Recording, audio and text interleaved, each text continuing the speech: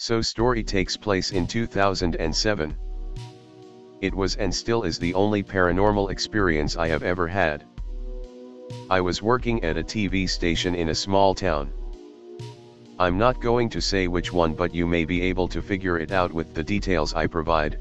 Don't really give a fuck if you want to try to figure it out. I worked as a master control operator on the late shift. The station I worked in was creepy as fuck for a couple reasons. Firstly, the building was old as hell.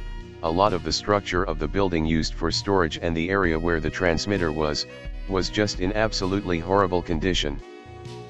Cracks in walls, broken lights, exposed wiring, etc. In retrospect, it was probably actually pretty dangerous. The other reason this building was so creepy was that at one point in the 70s, it fucking burned down, and it was rumored that several people died in the fire. I have never been able to confirm this, though I've been told specific names of the deceased. Being the cheap bastards the family that owned the place were, instead of rebuild all of the building, they kept part of the fucking thing that stayed up and rebuilt a new part onto the remaining standing part. When I worked there, the original part of the building was now entirely condemned and all but falling down. There were 2 floors of the original building. A huge room that used to be a bowling alley, and an upstairs part that was used entirely for storage of old files and records. Now, I don't know exactly why there was a bowling alley as part of the old TV station, but I also know that they used to do a local wrestling show there as well. I guess TV stations just did weird shit in the 70s. Anyway, this condemned portion of the building was the creepiest part of it. The bowling alley was frozen in time. Covered in dust, everything still there. Fuck, I even found old scorecards in shoe cubbies when I went exploring in there on the nights and weekends. The bowling alley was completely cut off from power. It had no light except for sunlight through dusty windows and cracks in the wall. At night, a flashlight was the only light in that pitch black ass area. It was creepy. The only noises heard in there were sounds of dripping water. It's worth mentioning that it was pretty much an unspoken rule that everyone understood that we weren't supposed to go in there. The only 2 doors to access it were behind the front desk and through a locked door in the copy room. I was like 18 at the time. I didn't give a fuck. I went back there when I was alone or when the skeleton crew was working. Sometimes me and some production and news people would go back there and explore. Like I said, this place was frozen in time. Upstairs, along with the files, we found boxes of old records. Like music records, Michael Jackson LPs and such. Stuff that might have been worth some money. There were plenty of reasons to take people exploring over there. So, that's some history, onto the experience. I was working the sign-off shift one night as usual. The usual procedure was that at midnight, everyone except Master Control fucked off. Production, the remaining engineer, the news people all left around midnight. I was generally alone in the building until 2 to 3 a.m. until the station signed off. On this particular night, my buddy came up to the station to hang out with me. We'll call him Dan for convenience sake. I had people come chill up there pretty often. Friends liked checking out the station, and there wasn't shit to do but kill time. So it's about midnight and me and Dan are chilling watching whatever stupid shit was on air at the time, likely Bones or Family Feud or something gay. I start telling him about the bowling alley. I hype some shit up about how the people that died in the fire haunt that area and decide we can go ghost hunting. So I decide it's safe to let the automation just run for a while and we can leave the control room and go exploring. I take Dan or Dave or whatever the fuck his name is for a tour around the outside of the building first, showing him how fucked up it is. There were literally transmission lines going up to the tower that were held up on supports built on crumbling sheetrock. there was a sticker on a door that was bolted shut to the bowling alley that read "Watch for overhead wires, you can be killed." God damn, that place was jank. Anyway, I give Dan the usual tour I've given to like 5 people by now. Usually it was bitches, because bitches love a brave man in a scary as fuck place. We go back there with flashlights and the walkie-talkies, and the whole time we're trying to contact spirits of the deceased with our walkie-talkies. Listening for voices, interference, etc. Didn't really get anything but some static, but it's a TV station, what did I expect? We were back there for probably all of a half an hour, and we went back to the control room to resume being lazy fucks. Some time goes by and a walkie-talkie that I had left on started making some pretty fucked up noises. Definitely sounded like a really deep and staticky voice. Didn't think much of it because once again, TV station. Lots of equipment / signals. Humored this and tried to talk to what or whoever it was. Push button and talk into mic asking if anyone is there. Keep hearing something, but indistinguishable. Now this set of walkie-talkies made that very generic bloop sound every time you pushed the button to talk. After a few minutes of trying to talk to what I thought was nothing, the walkie-talkie started making that bloop noise all on its own. What the fuck? Maybe the dude on the other end is trying to use Morse or something, because we can't hear each other very well. Pick up mic and talk and say if you can hear me. Beep once for yes. Bloop. We grab the second walkie-talkie and tune it to the same channel, and nothing is happening. Not only is this only happening to one walkie-talkie, but we cannot make the second walkie-talkie simulate that same bloop noise on the other. Pushing the button is literally the only way to get the thing to make that fucking noise. This was the first moment when I went into okay, maybe something is actually happening here mode. Start asking things like, is anyone there? Beep once. If you can hear me, beep once. If you're in the building, beep once. It would beep once every single time. Also, it would not beep if you didn't say anything. It literally only responded when prompted. It was not Dan fucking with me. He was right next to me in plain view. Other walkie-talkie was off. Set walkie-talkie down on the table. No one is touching it. Say out loud, if anyone can hear me, beep once. Bloop. Nope. Motherfucking.jpg. Dan and I run out of the room.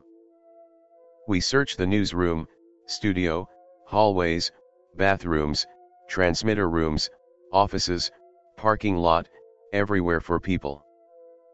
No one. I get up to the entry room where the front desk / bowling alley door was. Bowling alley door is wide open. I closed and locked that fucker. I always did. Every time. This is where I began to go into panic and events are a little less clear. Dan and I head back to the control room and shut all the doors so no one could hear inside the room. Walkie-talkie lays silently on the desk by the board. Ask again if it's in there. Bloop. Ask if it can see me. Bloop. Decide that maybe someone could still be tricking me and is listening in on me somehow. Decide to see if this thing can really see me. I stand in front of the board and face the monitor wall. If I'm facing the monitor wall, beep twice. Bloop, bloop. No. Fucking way. This was the first time this thing had beeped twice. I turn 180 degrees. If I'm facing the monitor wall, beep twice. If I'm facing the racks, beep once. Bloop. I didn't believe it. I tested it again and again and again. Turning to different orientations and asking for different numbers of beeps. It got it right. Every single time. I'm panicked. It's now like 2:20 a.m. and I haven't logged break times for over an hour. I can no longer do my job. I am so fucking terrified. At some point, Dan and I just accept that we are in contact with something otherworldly. I ask it if it came out of the bowling alley. It did. I ask if it died in the fire. It did not. I asked it if there was a God. It said there was. Now, last time I told this story people said your story was good until you got to this part confirmed for fake FGT. I don't really care, I'm not going to omit it cause it fucking happened. As I am shifting into this new and terrifying worldview based on the experience I'm having, I ask if there is a hell. Balub. Are you in hell? Balub. On a scale of 1 to 10 by number of beeps, how bad is hell? Baluk baluk baluk baluk baluk baluk baluk baluk baluk baluk baluk baluk. It wouldn't stop. I start crying. I don't remember how many times it beeped before it finally stopped. I tried to calm down, and pretty much at this point ignore the walkie-talkie and stop asking questions and start replaying shit with Dan and trying to come up with explanations. And catch up with my work. It's getting close to sign-off time, so I start with my close-up shop procedures, etc. As I'm shutting some shit off and talking to Dan, this thing starts beeping in series of 3. Just 3, pause. 3 pause. Over and over. Start trying to determine and ask it some important of 3. It's like 2:45 a.m. 3 o'clock. Baluk. Sign off. Baluk baluk. No. Is something going to happen at 3 o'clock? Baluk. Fuck this. There is no way I'm going to be in this building. I set up the automation to automatically go to color bars after the national anthem and just go ahead and turn off the fucking transmitter 15 minutes early. Fuck this walkie-talkie, turn the fucker off and throw it on the charger. Dan and I go outside into the parking lot, he leaves. 3 a.m. comes. Nothing happens. Wait and see what happens because I have to go back inside to load the next day's playlist. Nothing. At like 3:02 I decide, scared as fuck, to go back inside. As I'm walking back towards the door, I hit the deck after I heard an ear-shattering clank. Wobbly wobbly wobbly kaboom, and then the sound of something fucking electrical like shorting out. The huge boom came from our main network receiver dish. The thing is like 30 feet in diameter and up on a huge robotic tripod. The thing somehow slipped out of lock and literally fell with all its weight, collapsing to the bottom position, facing the ground. I call my boss, the chief engineer, immediately. Tells me he'll be there immediately. He lives right up the street, so he'll be there in like 2 minutes. Follow sound of the shorting out sound.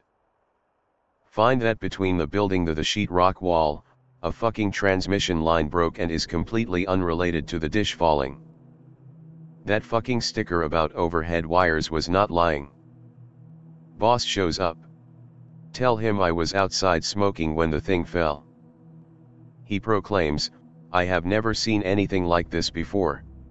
We go in together to the sound of alarms related to the dish. I tell him about the transmission line, tell him the next day's guy will have to do the playlist because fuck you, I'm leaving. He literally does not give a fuck and has bigger fish to fry. I get in my truck and hit the road. I call my buddy William, who was always fucking up late as shit, to tell him about what happened. As I am going over the events with him, out of the earpiece of the phone. And I shit you not. It goes balloop, and we'll fucking heard it too. This is exactly how it fucking happened. Sorry if some of you fuckers don't like it because it isn't nice and tidy and perfect like your made up Skinwalker pastas, but this is how fucking shit went down. I still can't explain it to this day, and I never tell anyone because people fucking laugh. I come to tell /x/ and some of you will still bitch about it. Well, file this fucking story away under true pasta because I did not just type all of this shit up to just be dismissed. We'll be happy to answer questions if anyone has any.